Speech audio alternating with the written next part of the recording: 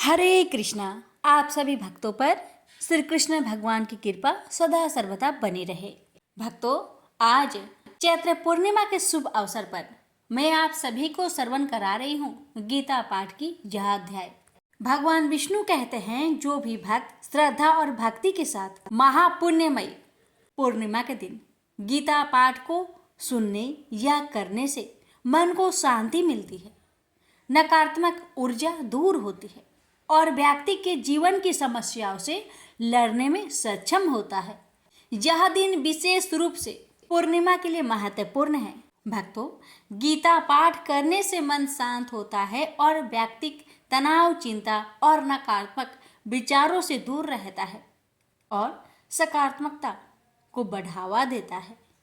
गीता में जीवन के विभिन्न पहलुओं का वर्णन है और इसका पाठ करने से व्यक्ति जीवन की समस्याओं से लड़ने के लिए ज्ञान और शक्ति प्राप्त करता है। पूर्णिमा के दिन गीता पाठ करने से विद्यार्थियों को पढ़ाई में सफलता मिलती है और उनके जीवन में आने वाली बाधाएं दूर हो जाती है। इन पावन गीता पाठ के श्रवण करने से कुंडली और मौजूद किसी भी प्रकार के दोष दूर होते हैं और व्यक्ति को ऊपरी बाधाओं से भी सुरक्षा मिलती है, मगर श्रद्धा और भक्ति होना चाहिए। तो आइए रसपान करते हैं भागवत गीता पाठ की यह अध्याय। संजय बोले, हे धृतराष्ट्र। तब श्री कृष्ण की दया युक्त नेत्रों में आंसू भरकर व्याकुल चित अर्जुन से बोले, हे अर्जुन, अनर्थ के सेवन करने योग्य अपयश कारक नरक में गिरने वाला मोह इस समय तुम्हारे मन में कहाँ से आया? तुम कायर मत बनो, यह शोभा नहीं देता। तुम हृदय की दुर्बलता को त्याग कर युद्ध के निमित्त खड़े हो जाओ। अर्जुन ने कहा, हे मधुसूदन, मैं रण में पूज्य भीष्म और द्रोणाचार्य के ऊपर बाण प्रहार कर कैसे युद्ध कर सकता हूँ? इस लोक में महात्मा गुरुजनों को न सताकर भीख मांग भोजन करना उत्तम है और अर्थ की कामना के लिए गुरुजनों को मारकर उनके रक्त से सने भोगों को भोगूंगा। हम नहीं जानते कि युद्ध में कौन जीतेगा। यदि हम जीत भी लेंगे, लेकिन जिनको मैं मारूंगा उन्हें मारकर मैं तो जीवित रहना भी नहीं चाहता। वही धृतराष्ट्र के पुत्र हमारे सामने प्रस्तुत है। दीनता से मेरी स्वाभाविक वृत्ति नष्ट हो गई है और धर्म के विषय में मेरा चित्त मोहित हो गया है।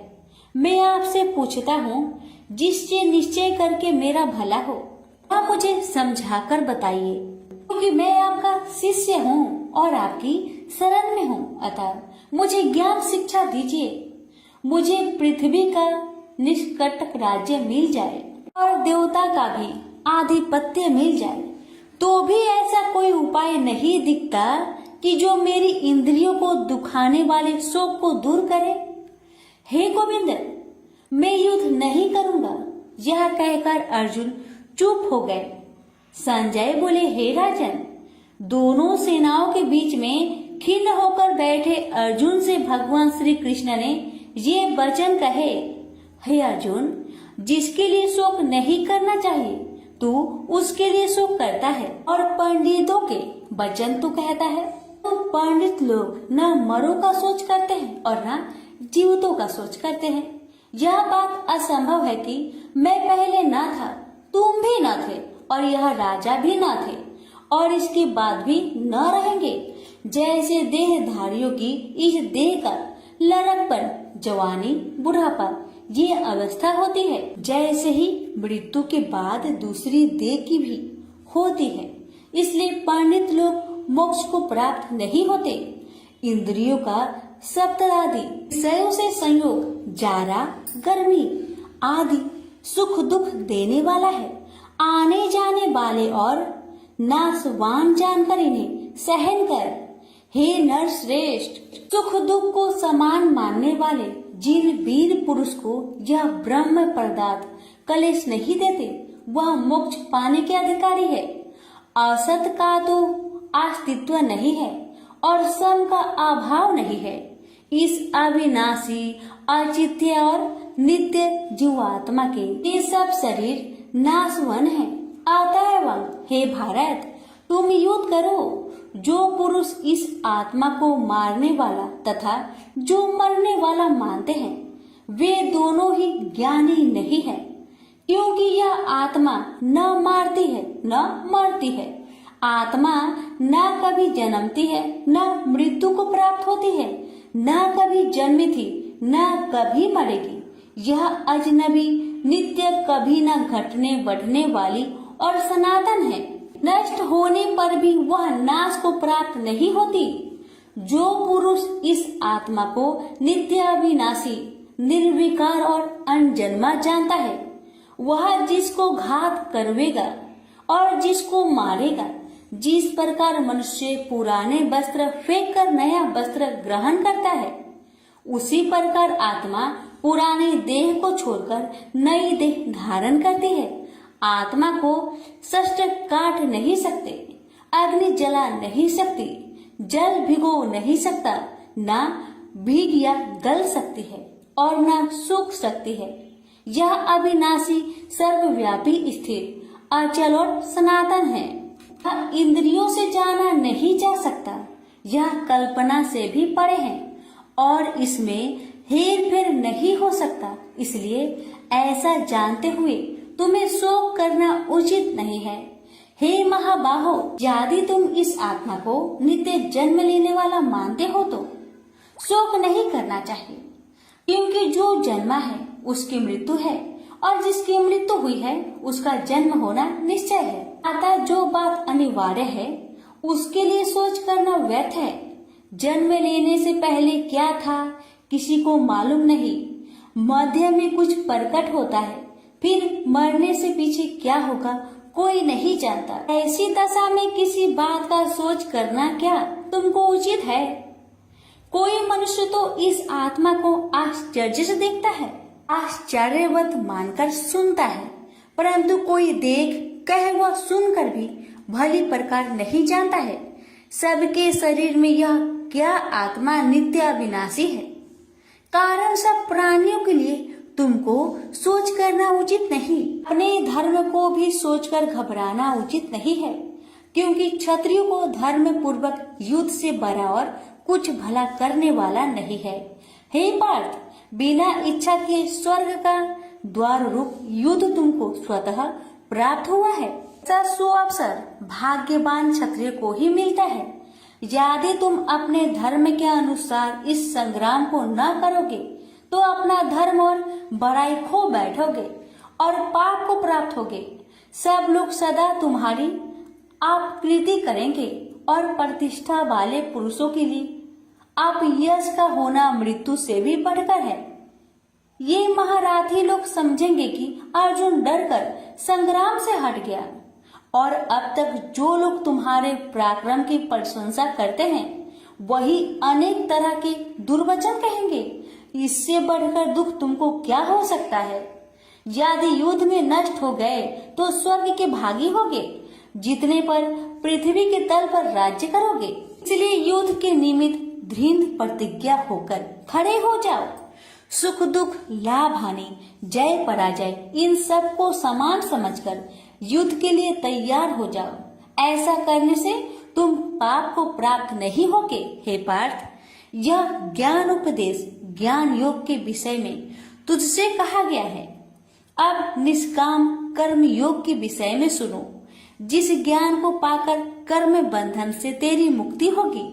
कर्म योग मार्ग में एक बार प्रारंभ किए कर्म का नाश नहीं होता और विघ्न पड़ने पर भी शुभ फल तथा इस कर्म का केवल प्रारंभ ही संसार से छुड़ाकर पूर्व ब्रह्म प्राप्त करता है। निश्चय करने वाली बुद्धि इस निष्काम कर्म में एक ही है और कामना वाले पुरुष की बुद्धि एकाग्र नहीं रहती।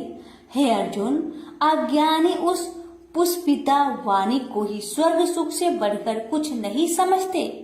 स्वर्ग सुख को ही जो उत्तम पुरुषार्थ समझते हैं, उनको कामनाओं से चित्त व्याकुल होने के कारण निश्चयात्मक बुद्धि से मोक्ष साधना उत्पन्न होती है।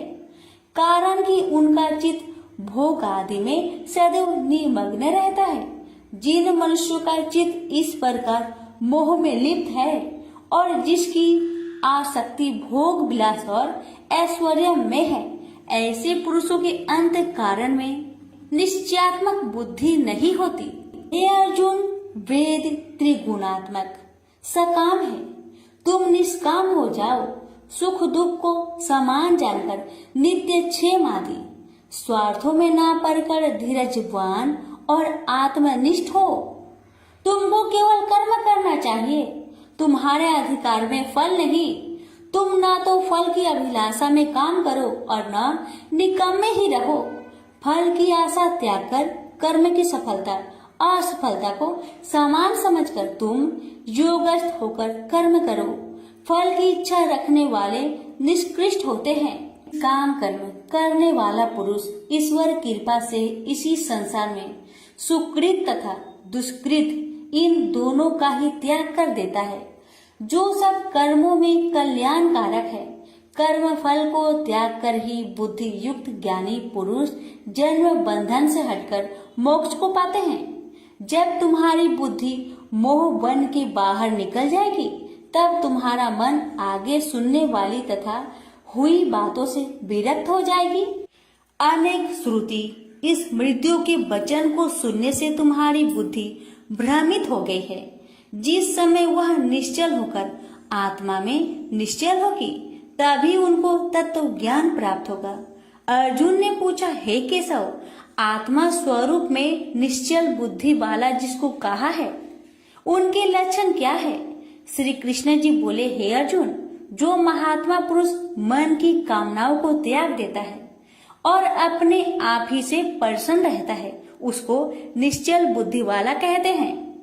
दुख में जिसके मन खेद नहीं होता और सुख में जिसको आसक्त नहीं होती तथा प्रीति भय क्रोध जिसके जाते रहते हैं, वह महात्मा स्थिर बुद्धि वाला मुनि कहलाता है। जो सर्वत्र स्नेह करना है, जो शुभ पदार्थ होने पर हर्ष नहीं करता, अशुभ से अप्रसन्न नहीं होता, उसी को स्थिर बुद्धि जानना चाहिए। और कछुआ जैसे अपने अंगों को सिकोड़ लेता है, उसी तरह जो पुरुष अपनी इंद्रियों को विषय से हटाता है, उनकी बुद्धि स्थिर जाननी चाहिए। हे अर्जुन, मोक्ष प्रयत्न करने वाले विद्वान व्यक्ति को भी प्रबल इंद्रिया बलात् उसके मन को जीत लेती है। इसलिए सब इंद्रियों को विषयों से रोक मेरे अंतर ज्ञान में तत्पर हो जावे। जिसने इंद्रियों को बस में कर लिया है, उसकी बुद्धि निश्चल है। जो पुरुष विषयों के ध्यान में रहता है, उसमें उसकी प्राप्ति हो जाती है। प्राप्ति होने से कामना होती है, इच्छा के पूर्ण न होने से क्रोध से अविवेक होता है, अविवेक से स्मरण शक्ति नष्ट हो जाती है, स्मरण शक्ति के नष्ट होने से बुद्धि क्षय हो जाती है। जिसकी बुद्धि का नाश हुआ, वह विनाश को प्राप्त होता है। जो पुरुष राग देश से रहित होकर इंद्रियों के विषय सुख का अनुभव करता है और अपने मन को बस में रखता है, वह शांति को प्राप्त होता है। शांति मिलने पर सब दुखों का नाश होता है। प्रसन्न चित्त वाले की बुद्धि तुरंत निश्चल हो जाती है। वो पुरुष योग युक्त नहीं है, उनको निश्चल बुद्धि उत्पन्न नहीं होती। भावना के न होने से शांति प्राप्त नहीं होती। शांत को सुख कहाँ से मिलेगा? इस कारण हे महाबाहो, जिसने इंद्रियों को विषय से सर्वथा रोक रखा है, उसी की बुद्धि स्थिर है। जब सब प्राणियों की रात होती है, उसमें संयमी जागता रहता है और प्राणी मात्र जिस समय जागते हैं, मुनि जनों की वह रात्रि है। जल से भरे पूर्ण समुद्र में जल भरने पर भी वह अपनी मर्यादा पर ही रहता है। उसी तरह जिस पुरुष में इच्छा न रहने पर भी अनिच्छा से सब विषय भोग प्राप्त होते हैं, उसी को शांति मिलती है। विषयों की इच्छा करने वाले को शांति नहीं मिलती। जो पुरुष सब कामनाओं को छोड़कर इच्छा रहित होकर विचरता है, ममता अहंकार जिसमें नहीं है, वही शांति को प्राप्त होता है। हे पार्थ, ब्रह्मी स्थिति यही है। ऐसी स्थिति मिल जाने पर प्राणी फिर मोह में नहीं फंसता और अंत समय में निर्वाण ब्रह्म पद को प्राप्त होता है।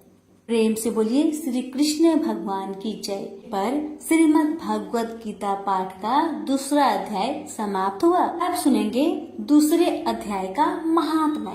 श्री नारायण जी बोले, हे लक्ष्मी, दक्षिण देश में एक पूर्ण नाम नगर था। वहाँ एक देव सुशर्मा बड़ा धनवान रहता था। उसे साधु सेवा करते हुए 7 दिन बीते थे। तब एक बाल नाम ब्रह्मचारी आया। उसकी बहुत सेवा की और विनय से कहा, हे संत, कृपा कर मुझे श्री नारायण जी के पाने का ज्ञान उपदेश दीजिए। तब वह ब्रह्मचारी बोला, मैं तुझे गीता जी के दूसरे अध्याय का पाठ सुनाता हूँ, श्रवण कर। एक आईली वन में बकरियां चरा रहा था। वहाँ मैं भजन किया करता था। एक दिन रात को आईली अपनी सभी बकरियों को लेकर घर के रास्ता में चल रहा था कि मार्ग में एक सिंह बैठा मिला उसे। एक बकरी सबसे आगे अपनी ओर चली आती देखकर शेर वहाँ से भाग गया। तब आईली यह देखकर बहुत हैरान हुआ और मैं भी वहाँ पर खड़ा हुआ था। उस चौराहे ने मुझे देखकर कहा, मैंने यह आश्चर्य देखा कि बकरी को देखकर शेर भाग गया। ये कैसे हुआ? तुम तो त्रिकाल के हो, यह वृत्तांत मुझे सुनाओ, तुम सब कुछ जानते हो। तब संत ने कहा, हे आईली, मैं तुझे एक छिपकली वार्ता सुनाता हूँ। यह बकरी पिछले जन्म में डायन थी। जब इसका पति मर गया तब यह बड़ी डायन हुई। इस सुंदर लड़के को देखे उसी को खा लेती थी। और शेर पिछले जन्म में फंदक था। वह पंछी को पकड़ने के लिए वन में जाया करता था। ये डायन भी वही वन को गई। वह डायन ने उस फंदक को खा लिया था। अब वही फंदक शेर हुआ। वह डायन बकरी बनी है। शेर को पिछले जन्म की खबर है, इसलिए बकरी को देखकर शेर ने समझा कि अभी यह मुझे खाने के लिए आ रही है। तब आईली ने कहा, मैं पिछले जन्म में कौन था? तब संत बोला, तू पिछले जन्म में चांडाल था। आईली ने कहा, हे ब्रह्मचारी जी, कोई उपाय भी है जिससे हम तीनों ही इस अधम देश से छुटे? तब संत जी बोले, हम तुम तीनों का उद्धार करते हैं। ये कहकर संत जी ने जब गीता जी के अक्षर सुनाए तो उनको सुनते ही तुरंत आकाश से विमान आए और उन तीनों को विमानों में बैठाकर बैकुंठ लोक को ले गए। अधम देह से छूटकर देव देही पाई और देव सुशर्मा भी ज्ञान को सुन मोक्ष को प्राप्त हुआ और देव देही पाकर बैकुंठ को गया। तब श्री नारायण जी ने कहा, हे लक्ष्मी जी, जो मनुष्य श्री नारायण जी के ज्ञान को पढ़े सुने वह अवश्य मुक्ति को प्राप्त होता है। प्रेम से बोलिए लक्ष्मी नारायण की जय। यहीं पर हमारी गीता पाठ का दूसरा अध्याय का महात्म्य समाप्त हुआ। अर्जुन ने पूछा, इस प्रकार जो भक्त सदैव योग युक्त होकर आपकी उपासना विधि पूर्वक करते हैं और वे जो अव्यक्त पर ब्रह्म को भजते हैं, इन दोनों में कौन सा योगी श्रेष्ठ है? श्री भगवान जी बोले, जो मेरे विषय में मन लगाकर परम श्रद्धा पूर्वक मुझको भजते हैं वे उत्तम योगी हैं। मैं यह मानता हूँ, परंतु जो इंद्रियों को संयम करके सर्वत्र समदृष्टि रखने वाला सब प्राणियों के हित में लगे हुए कथनीय अव्यक्त सर्वव्यापी अचिंतनीय निर्विकार अचल ध्रुव अक्षर का भजन करते हैं वे भी मुझे प्राप्त होते हैं। अव्यक्त में मैं जिनका चित्त आसक्त है वह कष्ट अधिक पाते हैं, क्योंकि अव्यक्त गति के प्राणी कष्ट पाते हैं। हे पार्थ, जो प्राणी अपने सब कर्मों को अर्पण करके मेरी शरण में आकर अनन्य भक्ति से मेरा ध्यान करते हैं और पूजते हैं, उन शरण में आए हुए भक्तों को मैं थोड़े समय में ही मृत्यु संचार से उद्धार कर देता हूँ। मुझ में ही मन रखो, मुझ में ही बुद्धि रखो, तब तुम मुझ में ही निवास करोगे, इसमें कुछ संदेह नहीं। हे धनंजय, यदि इस प्रकार तुम मुझसे अपने चित्त को रखने में समर्थ ना हो तो योग अभ्यास द्वारा हमारे पाने के लिए बार बार यत्न करो। यदि अभ्यास भी ना हो सके तो मेरे उद्देश्य से व्रत आदि ही करो। यदि मेरे लिए तुम कर्म करोगे तो भी तुम्हें मुक्ति प्राप्त होगी, और यदि ऐसा भी न कर सके तो मन को रोककर अनन्य भाव से मेरी शरण में आओ और फल की आशा छोड़कर कर्म करो, क्योंकि अभ्यास से ज्ञान उत्तम है, ज्ञान से ध्यान श्रेष्ठ है, त्याग से शांति प्राप्त होती है। जो किसी से द्वेष नहीं करता सबका मित्र है, दयाधारी है, ममता और अहंकार जिसमें नहीं है, सुख दुख को जो समान जानता है, क्षमावान है, संतोषी है, स्थिर चित्त से इंद्रियों को बस में रखता है, दृढ़ निश्चयवान है, मुझ में अपने मन और बुद्धि को लगाए हुए है, ऐसा मेरा भक्त मुझे प्रिय है, जिसे न लोगों का भय है न लोगों से डरता है। ऐसा जो हर्ष ईर्ष्या दुष्टों के भय और विषाद से रहित है, वह मेरा प्रिय है। जो कुछ मिले उसी में संतुष्ट, पवित्र पक्ष, निष्पक्ष, दुख रहित, फल की आशा त्याग कर करने वाला, ऐसा जो मेरा भक्त है वह मुझे प्रिय है। जो लाभ से प्रसन्न हो, किसी से द्वेष न करे, इष्ट पदार्थ के नष्ट होने से दुखी न हो, किसी वस्तु की इच्छा न करे, अशुभ तथा शुभ दोनों का त्यागी हो, वह भक्त मेरा परम प्रिय है। जिसको शत्रु और मित्र, मान और अपमान, सर्दी और गर्मी, सुख तथा दुख समान है, और जो वासनाओं से रहित है, निंदा एवं स्तुति को समान जानता है, जो मुझ में श्रद्धा करके मुझे मानता हुआ इस अमृत के समान कल्याणकारक धर्म का आचरण मेरे उपदेश अनुसार करते हैं, वे मुझे अत्यंत प्रिय है। प्रेम से बोलिए श्री कृष्ण भगवान की जय। आप सुनिए 12वें अध्याय का महात्म्य। श्री भगवान बोले, हे लक्ष्मी, अब 12वें अध्याय का महात्म्य सुनो। दक्षिण देश में एक सुखानंद नाम का राजा रहता था, जिसके नगर में एक अत्यंत लंपट रहता था। एक गणिका से उसकी प्रीति थी। वह दोनों एक देवी के मंदिर में जाकर मदिरा पान किया करते, मांस खाए और भोग भोगे। और जो कोई पूछे तुम यहाँ क्या करते हो, तो कहते हम यहाँ रहकर देवी की सेवा करते हैं, ऐसे झूठ कह देते। उसी मंदिर में एक ब्राह्मण देवी की सेवा करता था। एक दिन उस ब्राह्मण ने देवी की स्तुति की। देवी प्रसन्न होकर बोली, वर मांग, जो मांगेगा सो दूंगी। उसने धन संतान का सुख मांगा। देवी ने कहा, ए ब्राह्मण, मैं अवश्य तुझे संतान दूंगी, पर एक काम कर, पहले इन दोनों का उद्धार कर ले। तब ब्राह्मण ने नारायण जी का तप किया। भगवान प्रसन्न हुए तथा नारायण जी गरुड़ पर बैठकर आए और कहा, तेरी क्या कामना है? ब्राह्मण ने पूछा, इन दोनों का उद्धार कैसे हो? श्री नारायण जी बोले, हे ब्राह्मण, गीता जी के 12वें अध्याय का पाठ सुनाओ तो दोनों का उद्धार हो जाएगा। तब उन दोनों ब्रीप ने भगवान की स्तुति कर धन्यवाद दिया। फिर ब्रीप ने उस गणिका और लंपट को बैठाकर गीता के 12वें अध्याय का पाठ सुनाया। सुनते ही उन दोनों की देही छूटी और देवदेही पाकर बैकुंठ को गए। प्रेम से बोलिए लक्ष्मी नारायण की जय। भगवान बोले, हे लक्ष्मी, संसार अश्वत्थ पीपल के समान है, जिसकी पुरुष रूप जड़ ऊपर है, चराचर शाखा नीचे है, वेद इसके पत्ते हैं। जो यह जानता है वही वेद का ज्ञाता है। इसकी शाखा ऊपर नीचे फैली हुई है।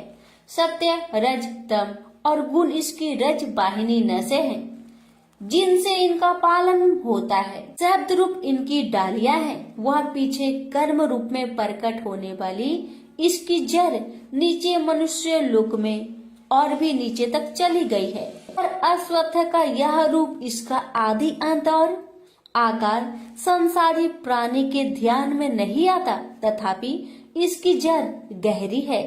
ऐसे इस पीपल का वैराग्य रूप ढींढ शास्त्र से काटकर वह स्थान ढूंढना चाहिए जहां फिर से लौटना नहीं पड़ता, और साथ ही यह विचारना चाहिए कि जिसमें वह पुरातन प्रवृत्ति उत्पन्न हुई है, मैं उसी आदि पुरुष की शरण हूँ। अहंकार और मोह रहित, संग दोष को जीतने वाले, आत्मज्ञान से निरत, सब कामनाओं से दूर, सुख दुख नामक दंड पदार्थों से युक्त, ऐसे ज्ञानी पुरुष शाश्वत पद को पाते हैं। जैसे सूर्य, चंद्र या अग्नि प्रकाशित नहीं करते, वहाँ मेरा परम धाम है, वहाँ जाकर लौटना नहीं होता। मेरा सनातन अंश इस जीव लोक में जीव का रूप धरकर प्रकृति में स्थिर है। जो इंद्रियों और छठे मन को उससे छुड़ाता है, जैसे वायु पुष्प आदि की गंध को दूसरे स्थान में ले जाती है, इसी प्रकार यह देह स्वामी शरीर धारण करने के बाद जब उसका परित्याग करता है, तब इंद्रियों और मन को साथ ले जाता है। कान, आँख, चर्म, जीभ, नाक और मन का आश्चर्य लेकर वह विषयों का भोग करता है। एक देह से दूसरी देह को जाते अथवा एक ही देह में रहते समय अथवा इंद्रियों से मुक्त हो विषयों का उपभोग करते हुए इसको मूर्ख नहीं देख सकते, परंतु जिनके ज्ञान रूपी नेत्र है वह देखते हैं। यत्न करने से योगी जन इसे देखते हैं, परंतु अज्ञानी यत्न करने पर भी नहीं देख पाते। जो तेज सूर्य, चंद्र और अग्नि में वर्तमान है और जगत को प्रकाशित करता है, उसे मेरा ही तेज जानो। मैं पृथ्वी में प्रवेश कर अपने तेज से समस्त भूतों को धारण करता हूँ और इसमें भरा हुआ चंद्रमा बनकर मैं ही सब औषधियों का पोषण करता हूँ। मैं जठर अग्नि होकर सब प्राणियों की देह में प्रविष्ट हूँ और प्राण वायु आपान वायु से संयुक्त होकर चारों प्रकार भक्ष्य, भोज्य, चोष्य, लेह से भोजन किए हुए प्राणियों के अन्न को पचाता हूँ। संसार में क्षर और अक्षर दो पुरुष है। जितने नाशवान प्राणी हैं वो क्षर कहलाते हैं और स्थिर चैतन्य को अक्षर कहते हैं। मैं अक्षर और क्षर में उत्कृष्ट हूँ। इसी कारण से लोक और वेद में जो पुरुषोत्तम के रूप को जानता है वह सब कुछ जानता है और सर्व भाव से मेरा ही स्मरण करता है। प्रेम से बोलिए श्री कृष्ण भगवान की जय। सुनिए 15वें अध्याय का महात्म्य। उत्तर प्रदेश में एक नरसिंह नामक राजा था और सुभंग नामक मंत्री था। राजा को मंत्री पर बड़ा भरोसा था। मंत्री के मन में कपट था। मंत्री चाहता था राजा को मारकर यह राज्य मैं ही करूं। इस तरह कुछ काल व्यतीत हुआ। एक दिन राजा नौकर चाकरों सहित सो रहा था। तब मंत्री राजा को सारे नौकरों सहित मारकर राज्य करने लगा। कुछ काल व्यतीत हुआ, तब वह भी मर गया। धर्मराज के पास दूध बांधकर ले गए। धर्मराज बोला, हे यमदूतो, यह बड़ा पापी है, इसको नरक में डालो। हे लक्ष्मी, इस प्रकार कई नरक भोगकर धर्मराज की आज्ञा से घोड़े की योनि में आया। सिंघल द्वीप में जन्मते घोड़ा हुआ। एक सौदागर ने बहुत से घोड़े को मोल लिया और वह घोड़ा खरीदकर अपने देश को चला। चलते चलते अपने देश में आया। तब वहाँ के राजा ने सुना कि अमुक सौदागर बहुत से घोड़े ले आया है। तब राजा ने उसे बुलाया और कई घोड़े खरीदे। उस घोड़े को भी खरीदा। जब उस घोड़े ने राजा को देख उसने सिर फेर लिया। यह देख राजा बोला, क्या बात है जो घोड़े ने सिर फेरा है? राजा ने पंडित को बुलाकर पूछा कि इस घोड़े ने हमें देखकर सिर क्यों फेरा, इसका क्या कारण है? पंडित ने कहा, राजन, इस घोड़े ने तुमको सिर नवाया है। राजा ने कहा, यह बात नहीं है। कई दिन पीछे राजा शिकार खेलने को उसी घोड़े पर सवारी करके गया। वह घोड़ा बहुत तेज चलता था। राजा शिकार खेलता खेलता बहुत दूर चला गया। उसी दिन राजा ने जाते ही शिकार मारा। राजा बहुत प्रसन्न हुआ। दोपहरी की गर्मी के कारण राजा को प्यास लगी। तब राजा ने वन में एक साधु को कुटिया में बैठे देखा। तालाब से जल भरा हुआ था। वहाँ राजा उतरा, घोड़े को वृक्ष में बांधकर कुटिया में गया तो साधु अपने पुत्र को गीता जी के 15वें अध्याय का पाठ सिखा रहा था। वृक्ष के पट्टे पर श्लोक लिखकर बालक से कहा, खेलते भी रहो और इसको कंठ करो। उस पत्ते को घोड़े ने देखा तो तुरंत उसकी देह छूट गई। देवदेही पाई, स्वर्ग से विमान आया, उस पर बैठ बैकुंठ को चला। इतने में ही राजा जल पीकर बाहर आया। देखा तो घोड़ा मरा है। राजा चिंतित होकर बोला, यह घोड़ा किसने मारा है? इसे क्या हुआ? इतने में वह बोला, हे राजन, तेरे घोड़े का चैतन्य मैं हूँ। मैंने अब देवदेही पाई है, बैकुंठ को चला हूँ। राजा ने पूछा, तुमने कौन सा पुण्य किया है? घोड़ा बोला, यह बात ऋषिवर से पूछो। राजा ने मुनीश्वर से पूछा। मुनि बोला, हे राजन, गीता जी का श्लोक लिखा हुआ पत्ता इसके आगे पड़ा है। घोड़े ने यह अक्षर देखे हैं, इस कारण घोड़े की सदगति हुई है। श्री नारायण जी बोले, हे लक्ष्मी, यह गीता के 15वें अध्याय का महात्म्य मैंने तुमको सुनाया। प्रेम से बोलिए लक्ष्मी नारायण की जय। गर्भ गीता पाठ। श्री कृष्ण भगवान जी का वचन है कि जो प्राणी इस गर्भ गीता का सद्भावना से विचार मनन करता है, सो पुरुष फिर गर्भवास में नहीं आता।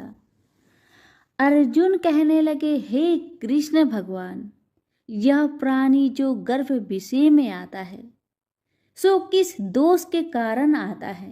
हे प्रभु, जब यह जन्मता है तब इसको जरा आदि रोग लगते हैं, फिर मृत्यु होती है।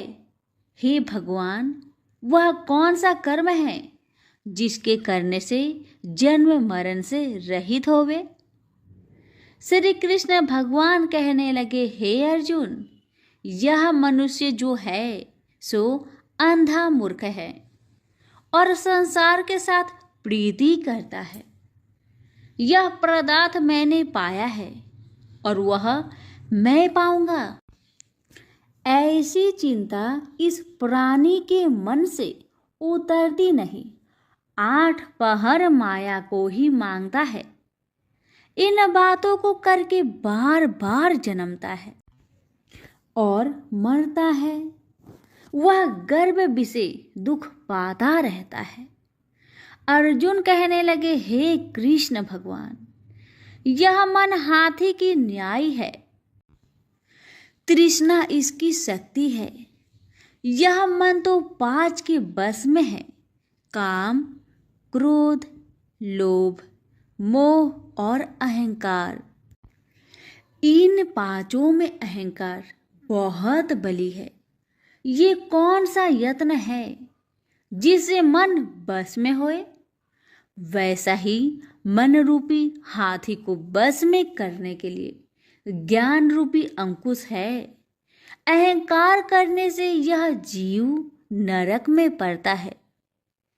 अर्जुन कहने लगे, हे भगवान, जो एक तुम्हारे नाम के लिए वन खंड में फिरते हैं, एक वैरागी हुए हैं, एक धर्म करते हैं, इनको कैसे जाने? जो वैष्णव है वे कौन है? श्री कृष्ण भगवान कहने लगे, हे अर्जुन, मेरे ही नाम के लिए वनों में फिरते हैं, वह सन्यासी कहते हैं। एक सिर पर जटा बांधते हैं, एक अंग पर भस्म लगाते हैं। उनमें हम नहीं है, क्योंकि इनमें अहंकार है। इससे मेरा दर्शन दुर्लभ है। अर्जुन कहने लगे, हे भगवान, वह कौन सा पाप है जिससे स्त्री की मृत्यु हो जाती है? वह कौन सा पाप है जिससे पुत्र मर जाता है? और नपुंसक कौन से पाप से होते हैं? श्री भगवान कहने लगे, हे अर्जुन, जो किसी से कर्जा लेता है और देता नहीं, इस पाप से औरत मरती है। और जो किसी की अमानत रखी हुई बचा लेता है, उसके पुत्र मर जाते हैं। जो किसी का कार्य किसी के गोचर आए पड़े और वह जबानी कहे कि मैं तेरा कार्य सबसे पहले कर दूंगा, और जब समय आए तब उसका कार्य ना करे, इस पाप से नपुंसक हो जाता है। ये बड़े पाप है। अर्जुन कहने लगे, हे भगवान, कौन पाप से मनुष्य सदैव रोगी रहता है? किस पाप से गधे का जन्म पाता है, स्त्री का जन्म पाता है, तथा टट्टू का जन्म क्यों कर पाता है? और बिल्ली का जन्म किस पाप से होता है? श्री भगवान कहने लगे, हे अर्जुन, जो भी मनुष्य कन्यादान करते हैं और इस दान में मूल्य लेते हैं वे दोषी है। वे मनुष्य सदा रोगी रहते हैं। जो विषय विकार के वास्ते मदिरा पान करते हैं वे टट्टू का जन्म पाते हैं, और जो झूठी गवाही भरते हैं वह औरत का जन्म पाता है।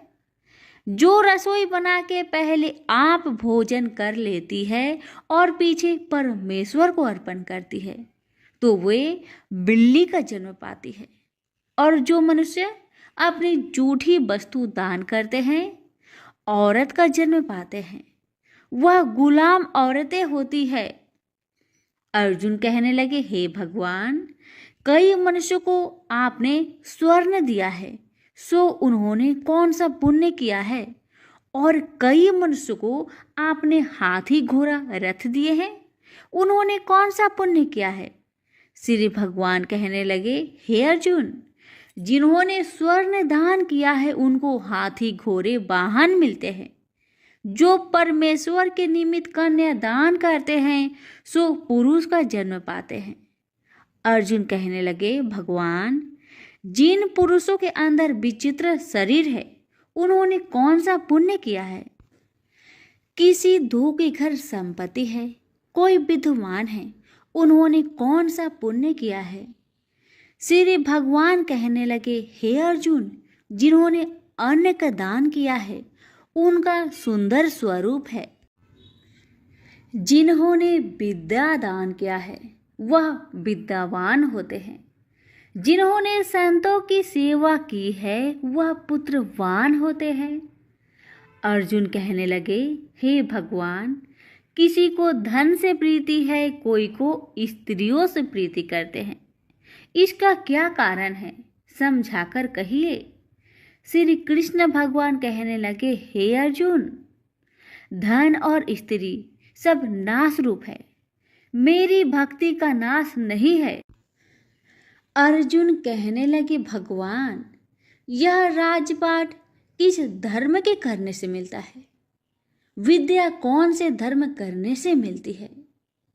श्री कृष्ण भगवान कहने लगे, हे अर्जुन, जो प्राणी काशी जी में निष्काम भक्ति से तप करते हुए देह त्यागते हैं वह राजा होते हैं, और जो गुरु की सेवा करते हैं सो विद्वान होते हैं। अर्जुन कहने लगे, हे भगवान, किसी को धन अचानक बिना किसी परिश्रम से ही मिलता है, सो उन्होंने कौन सा पुण्य किया है? श्री कृष्ण भगवान कहने लगे, अर्जुन, जिन्होंने गुप्त दान किया है उनको धन अचानक मिलता है। जिसने परमेश्वर निमित्त पराया कार्य संवारा है वह मनुष्य रोग से रहित होते हैं।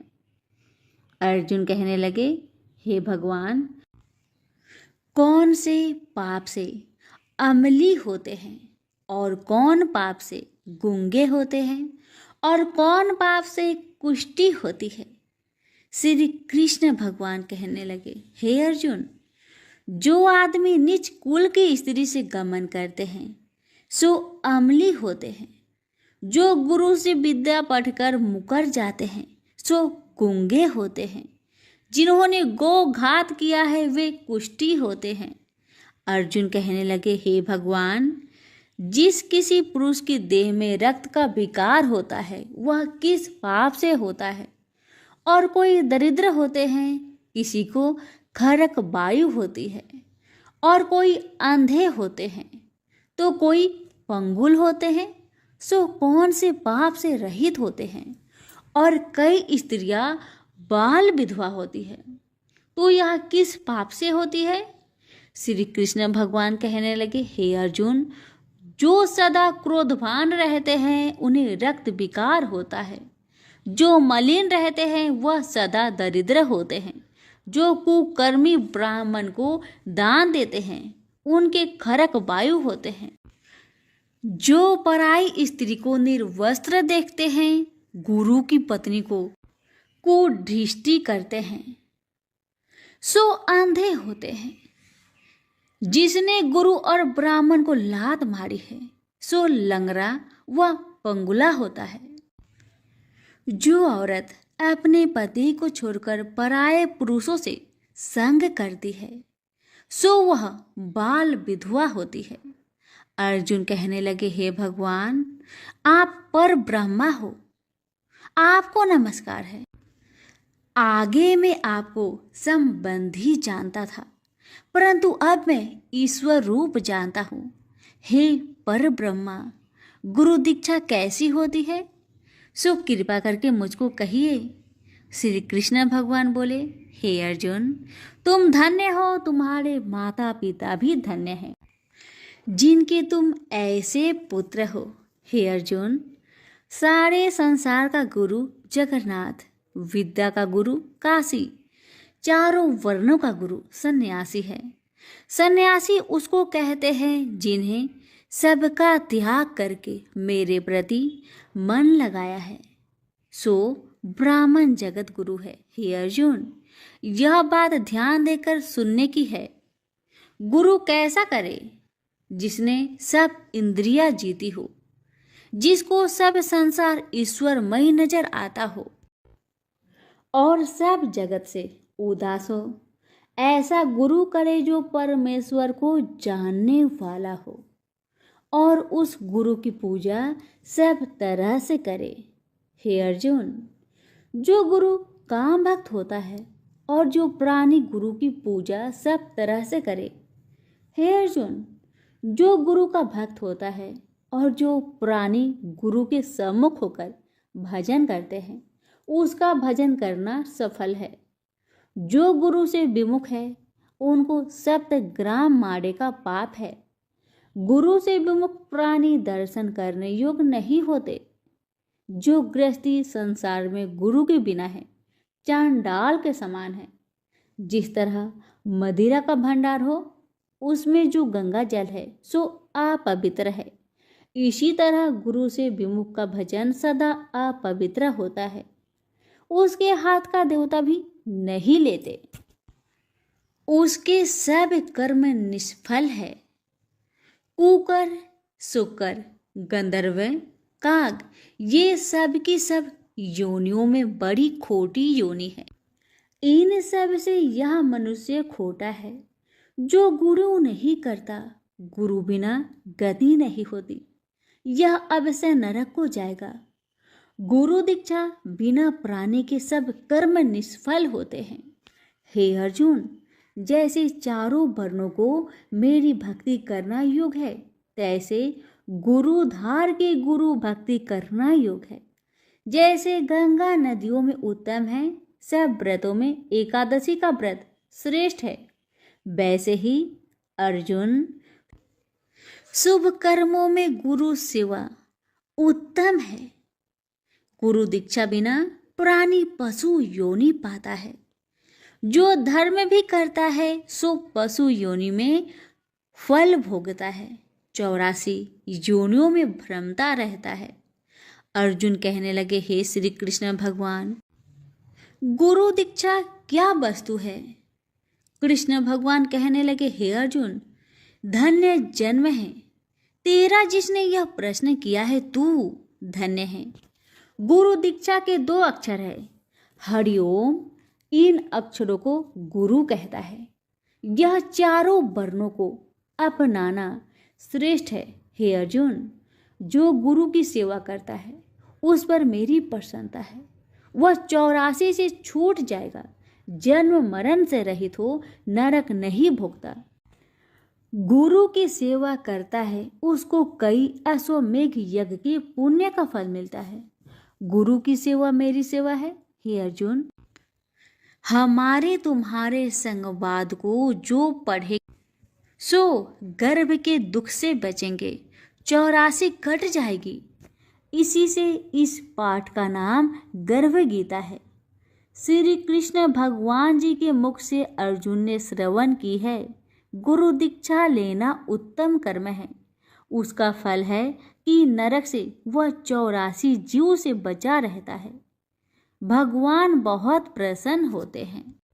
सभी प्रेम से बोलिए श्री कृष्ण भगवान की जय।